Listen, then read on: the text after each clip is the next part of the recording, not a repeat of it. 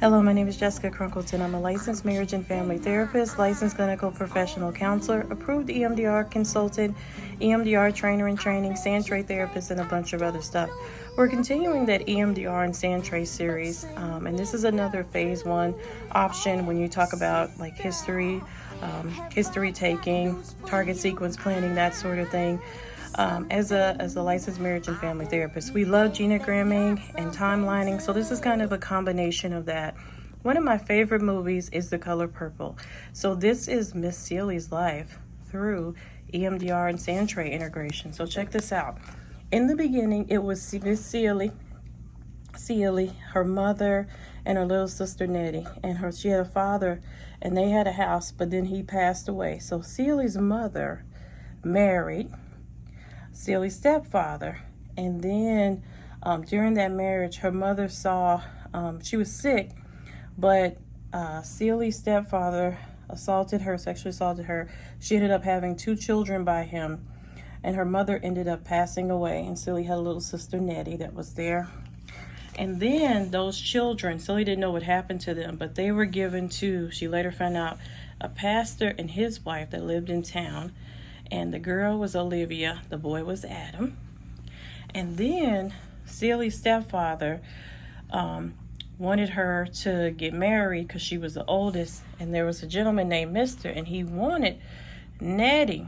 But the stepfather he really liked Nettie, he wouldn't give her up, but he allowed him to marry Seely. So this gentleman, Mr., had a bunch of kids, his wife had died, so they got married, and he had like this annoying father that was always around putting him down. Anyway, fast forward, Seely's stepfather continues to make sexual advances towards Nettie, so she ends up coming to try to live with Miss Seely and her husband. And he continues to he wants Nettie, but she doesn't want him. He tries to assault her. She fights back. He puts her out, but before he can do that, she does teach Seely how to read, and they had a plan to communicate via the mailbox, but he forbids Seely from opening the mail. She could never go to the mailbox, so that kind of stopped that. So throughout, Nettie's sending letters, but Seely never gets them. So Nettie ends up going to Africa with the pastor and his wife and their 2 children, who are her niece and nephew.